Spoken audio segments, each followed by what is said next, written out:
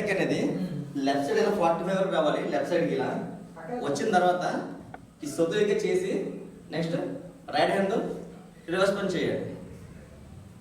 Okay 1 సొద్దుకి 2 reverse punch kick. చలా సొద్దుగా చేసి రివర్స్ పంచ్ చేయాలి.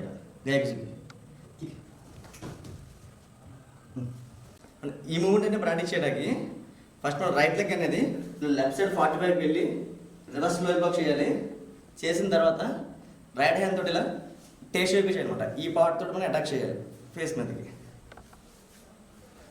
ఓకే 1 బ్లాక్ 2 టే షేప్. సో మనం ఈ టైప్లో రివర్స్ లోయర్ బ్లాక్ చేయాలి. చేసిన తర్వాత రైట్ హ్యాండ్ టే షేప్ ఫేస్ మీద చేయాలన్నమాట.